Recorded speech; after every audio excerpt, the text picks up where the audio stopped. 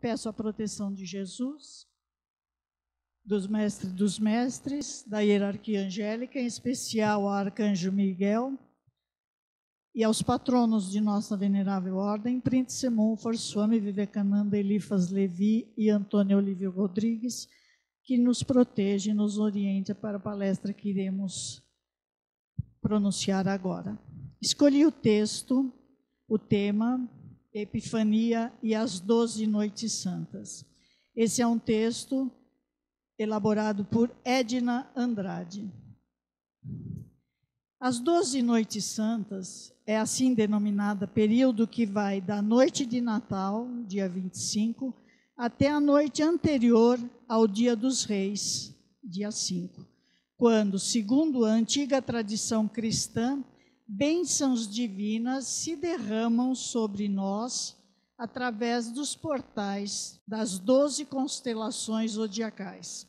O cinturão de estrelas em volta do espaço sideral no qual existimos. As 12 badaladas do Natal anunciam uma vigília, que é um preparo espiritual, como se as Noites Santas fosse uma prévia dos 12 meses do ano que se iniciam.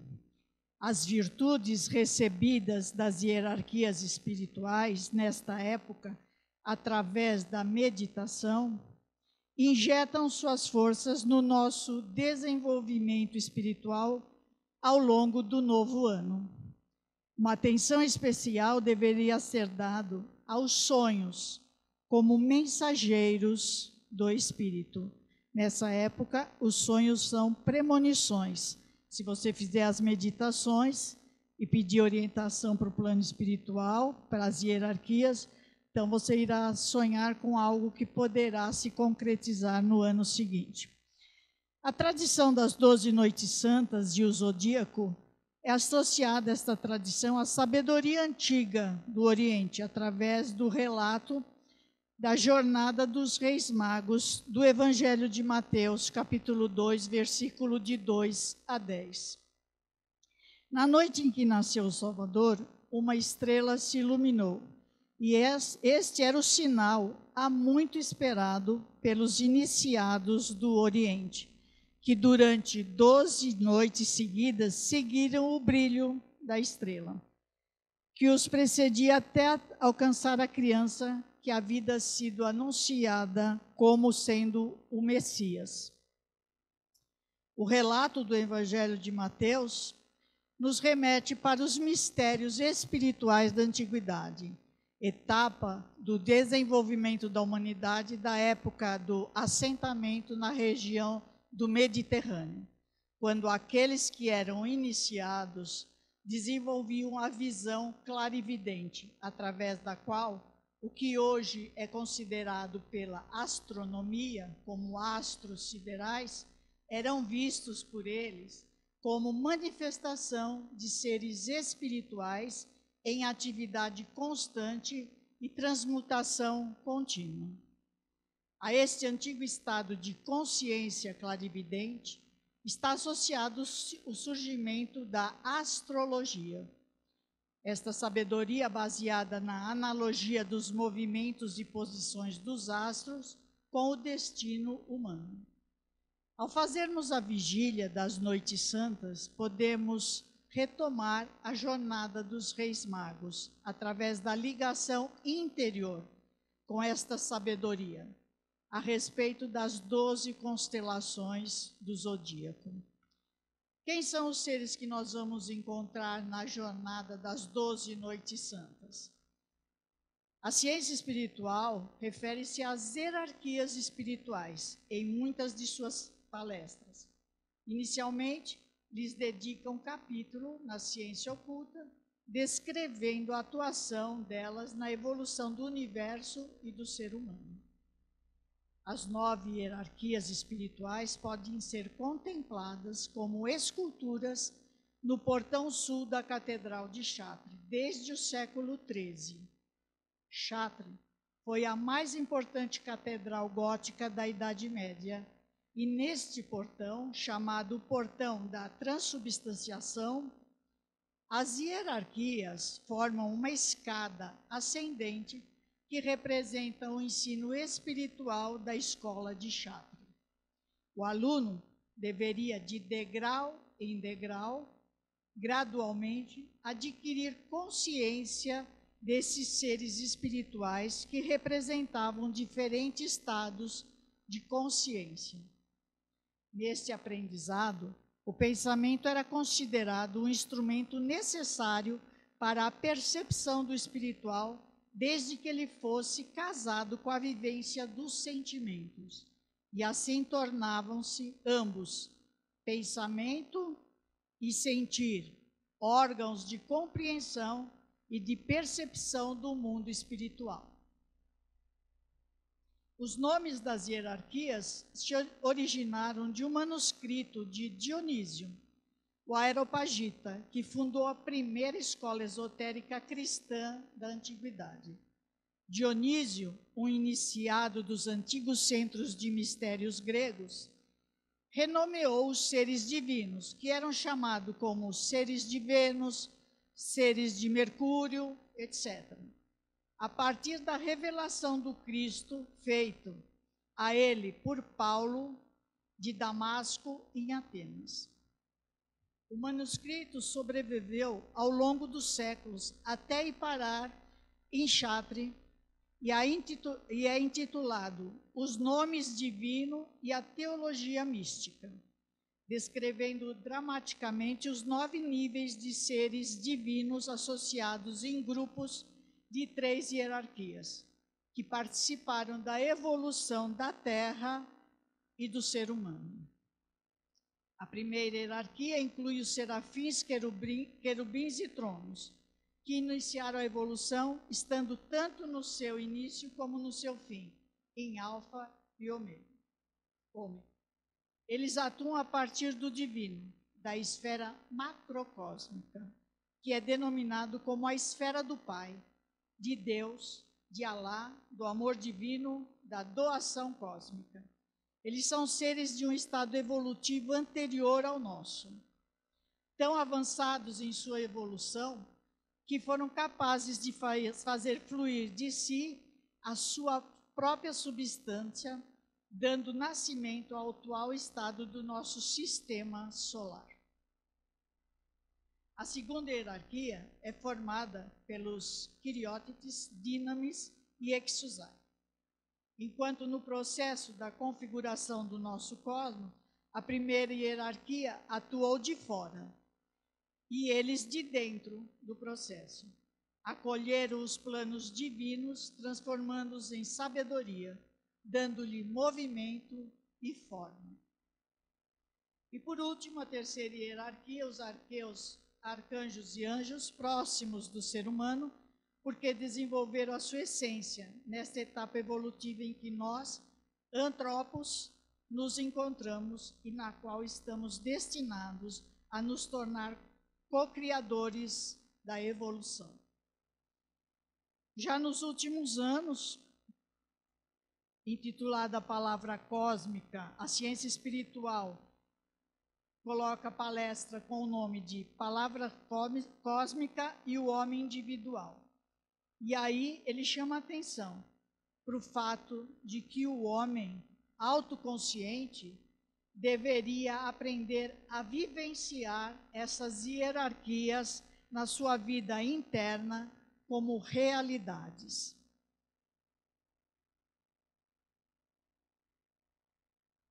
E ele diz aqui, a ciência espiritual, os seres espirituais vêm ao nosso encontro quando nos preparamos para conhecê-los e farão a nossa alma primeiramente como pensamento e sentimentos, e só depois então o perceberemos como realidade. Em um texto intitulado O Zodíaco e as Hierarquias Espirituais, Sérgio Prokofiev, ele descreve o ensino espiritual de Chatre nessa tradição da vigília das 12 noites santas. Ele delineia a escada da expansão da consciência, que ajuda a dar nascimento no último degrau, ao ser divino em cada um de nós. O primeiro degrau da escada se assenta na esfera humana, terrena, e cada degrau nos leva gradualmente à esfera macrocósmica, à esfera divina. E aí o que ele nos fala, né? Esse acontecimento místico derramará sua influência por sobre toda a história da humanidade, como um grande arquétipo do desenvolvimento espiritual, a vinda do Cristo. Então, na primeira noite,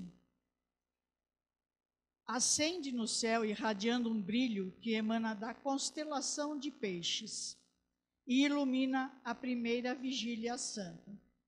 Estamos no primeiro degrau da escala, que está assentada na esfera humana, terrena, na dimensão da existência do Antropos, o ser da liberdade. A liberdade é uma das duas principais forças espirituais que nos foram destinadas a conquistar ao longo da vida. A outra força será no final da escada, o amor. A sabedoria antiga nos conta que foram as forças espirituais de Peixes que configuraram os pés humanos. Quando observamos os pés, verificamos que eles são formados em forma de uma abóboda que vai propiciar simultaneamente com a verticalização da coluna, o andar ereto. Primeiro grande aprendizado da vida. Quando criança nos arrastamos, engatinhamos, e finalmente nos erguemos e nos apoiamos nos próprios pés, superando as forças da gravidade, significando isso uma grande conquista e a condição para o desenvolvimento do pensamento, sendo o pensar o que diferencia o homem dos outros reinos da natureza. Temos muitas analogias a respeito dos pés. Andar com os próprios pés, saber por onde anda, seguir os meus próprios passos e assim por diante. Nessa primeira noite, recebemos da constelação de Peixes os impulsos para se firmar nos próprios pés e se erguer, condição básica para alcançar a liberdade individual, meta ao qual nos destinamos como seres individualizados.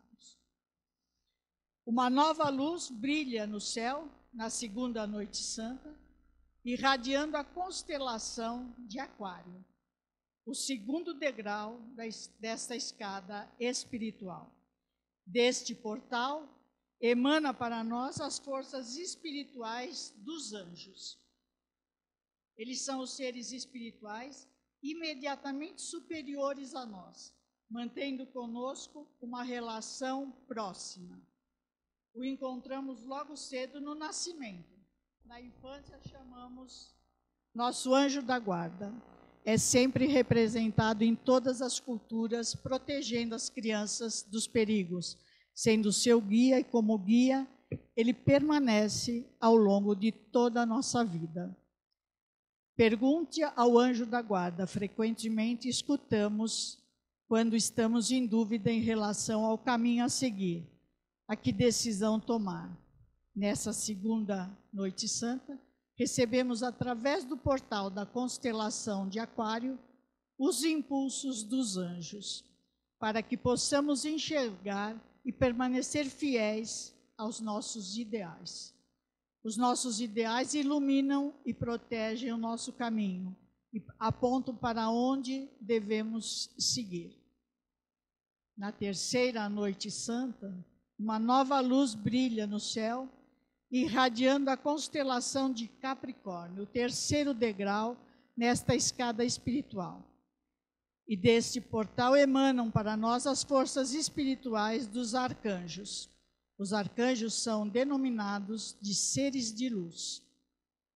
Na ciência oculta, são seres que durante a evolução acordaram ao enxergar o seu próprio reflexo no exterior, quando eles doaram sua própria essência para a sua essência para nós, pela nossa inteligência que irradia para o meio ambiente e torna conscientes para nós mesmos e para o mundo a nossa própria existência.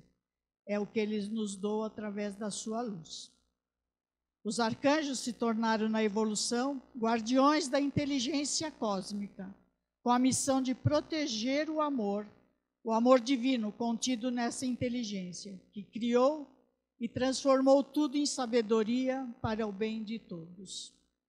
Nessa terceira noite, recebemos, através do portal da constelação de Capricórnio, os impulsos dos arcanjos para o fortalecimento da nossa personalidade através da expansão da luz e autonomia da nossa inteligência.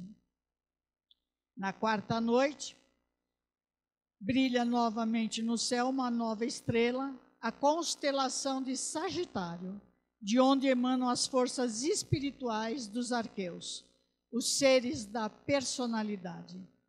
Isto significa que eles não só possuem um eu, como sabem que o possui.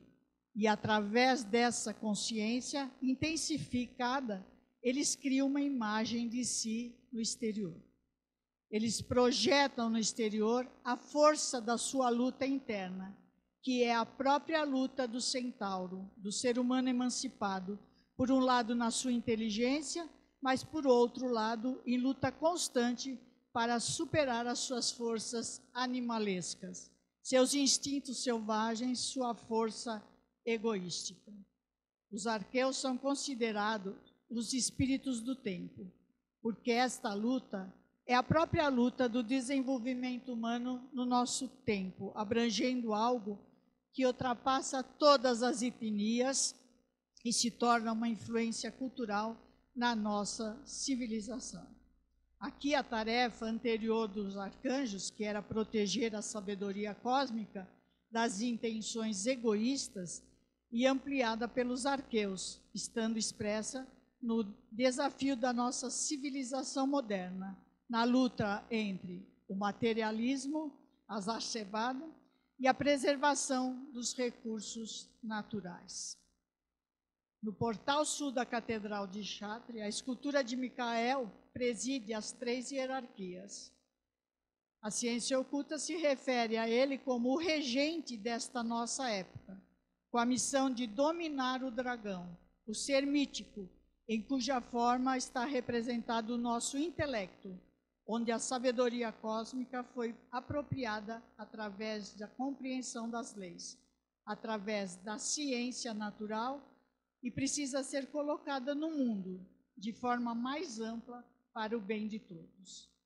Tanto no aspecto pessoal da construção da personalidade, como nesse aspecto temporal.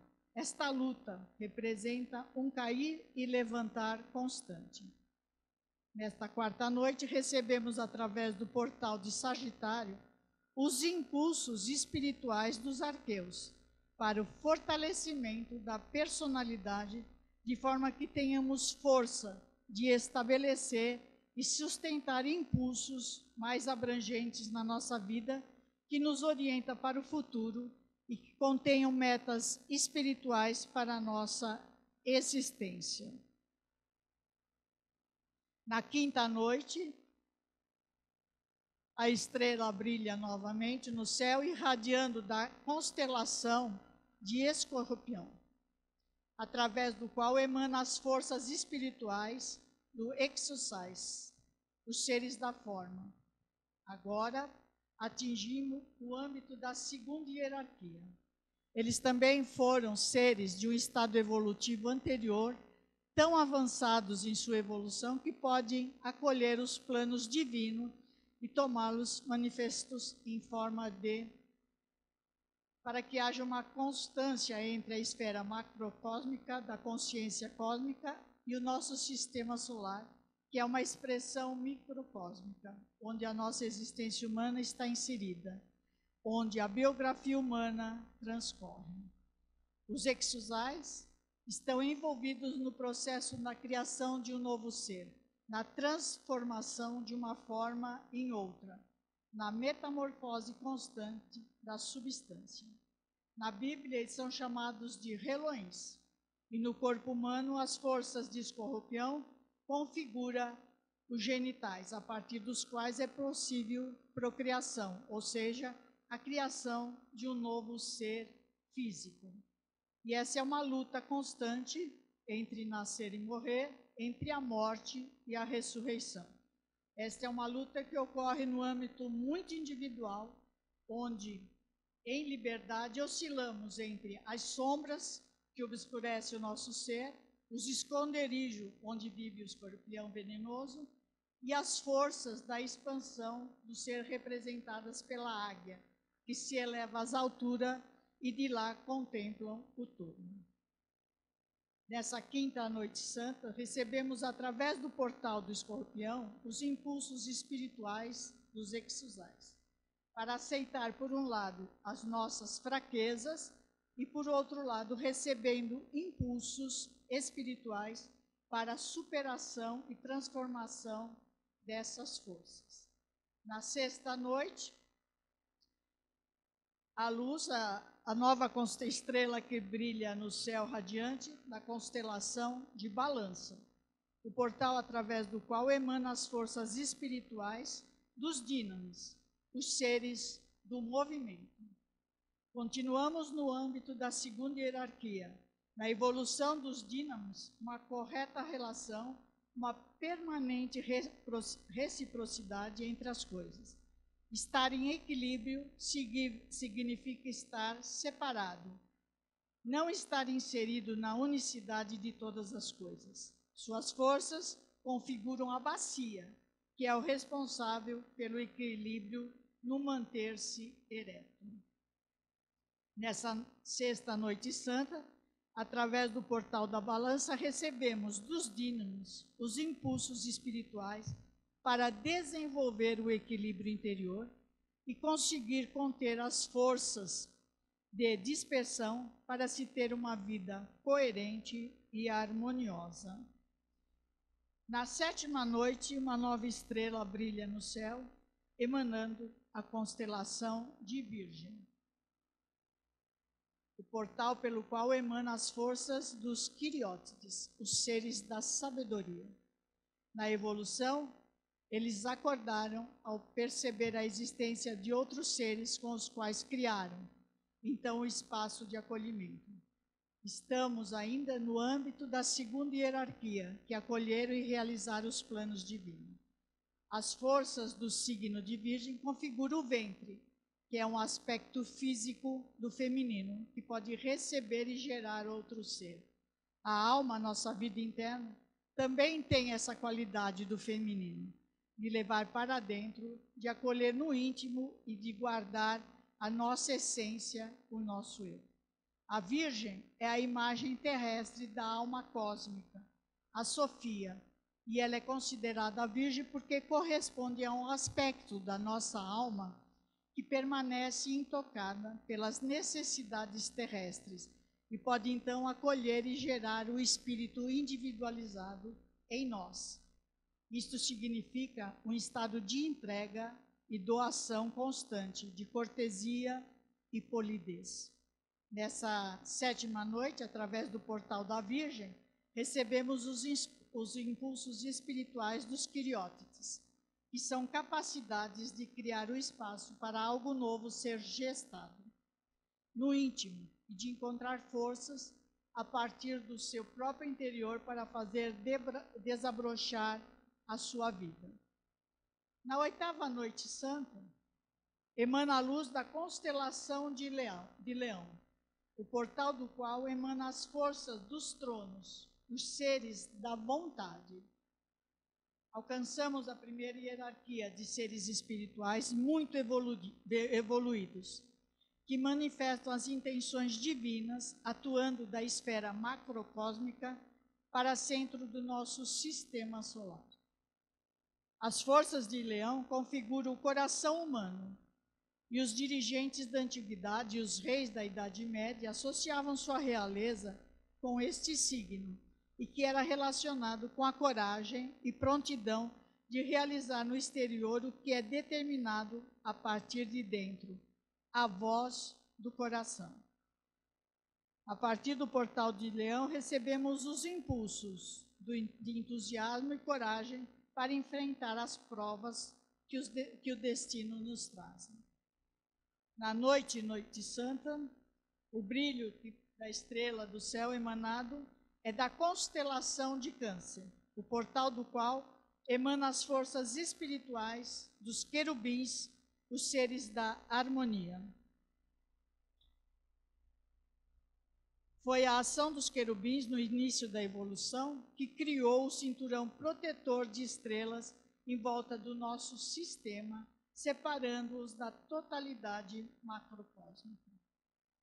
Esta ação está expressa na própria configuração do tórax.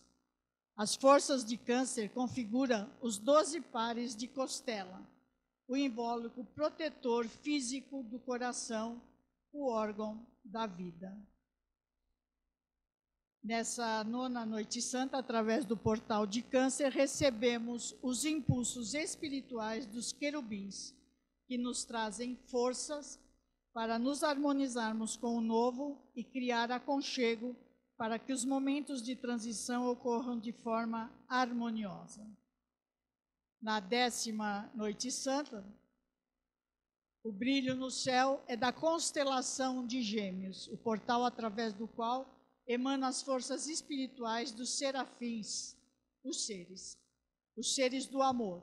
O amor que não está mais assentado nos laços físicos, mas nos laços da paixão, nos laços espirituais, o amor fraterno. E os gregos têm um mito através do qual podemos saber do que se trata esse amor. O mito de Castor e Polideuces, irmãos que eram filhos da mesma mãe, mas de pais diferentes, sendo que Castor era mortal e Polideuces imortal. Ocorreu que Castor morreu, e o seu irmão foi até Zeus e pediu que a sua imortalidade fosse retirada e concedida ao Castor. E Zeus, comovido, tomou ambos imortais e os colocou no céu na forma de uma constelação, ou seja, elevou-os à condição macrocósmica e o que os tornou imortais. Não foram os laços de sangue, mas o abrir mão de si que resultou numa forma ainda mais elevada de amor. A fraternidade é o mais poderoso impulso para a vida social, porque ela pode quebrar as barreiras dos status, da etnia e das crenças. Nessa 10ª noite santa, no portal de Gêmeos, os impulsos espirituais dos serafins ajudaram a vencer a barreira do individualismo e da solidão. Na 11ª noite santa, brilha no céu a constelação de Touro, portal por onde adentra a esfera do zodíaco, vindo das regiões macrocósmicas, o sopro do Espírito. E se lembrarmos dos reis magos, estava próximo o lugar onde se encontrava a criança iluminada. À noite, o brilho da estrela que os precedia ampliava enormemente a dimensão do deserto.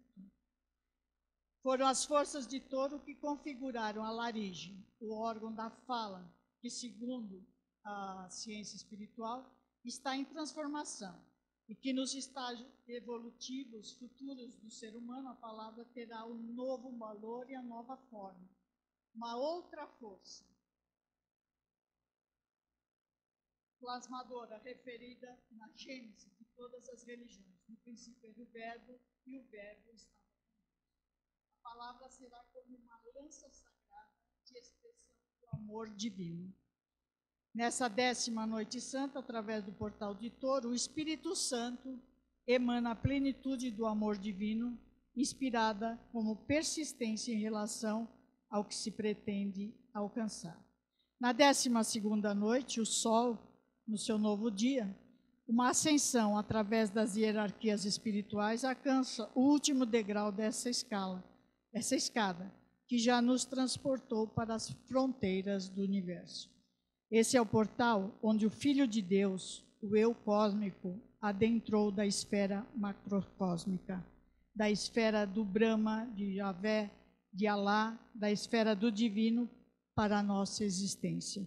Através desse portal, ressoa no nosso cosmos, vindo das regiões macrocósmicas, além do zodíaco, a voz do Pai, como um eco longínquo e feito o reconhecimento, a síntese de todo o caminho, unindo o Natal ao batismo. O Natal como o nascimento da criança natural e o batismo como o posterior nascimento da criança divina, o Cristo, como uma luz brilhante no interior, como um sol interno na alma livre e plenamente consciente. A voz de Deus é a voz da consciência humana que eleva o eu de uma condição terrena inferior a uma condição cósmica superior, trazendo para o ser humano a possibilidade de se tornar o ser da liberdade e do amor, que será a 10ª hierarquia espiritual. Epifania, que seria o dia 6, quase que dá 13 dias na realidade, é celebrada nesta data porque foi nesse dia que os magos adoraram o Cristo. Jesus tinha 13 dias quando, conduzidos pela estrela, os magos foram encontrá-lo. Daí o nome Epifania, de epi, em cima, e fanos, aparição, porque a estrela apareceu no céu para indicar que Cristo era o verdadeiro Filho de Deus. No mesmo dia, anos depois, ele foi batizado no Jordão. Ele tinha 30 anos e durante o batismo a Trindade se manifestou. Então, neste dia, o Pai, na voz que se fez ouvir, apareceu. O Filho já estava reencarnado em carne. E o Espírito Santo, na forma de uma pomba, veio completar a Trindade. Daí, não mais Jesus, um homem que veio reencarnado, mas sim, aí está a presença do Cristo, o ser solar, o ser com o qual nós devemos nos unir e que ele esteja dentro de cada um de nós, depois de conhecer todas essas hierarquias que tantas coisas nos proporcionaram na nossa evolução e continua proporcionando até os fins dos tempos. Muito obrigada, uma boa noite.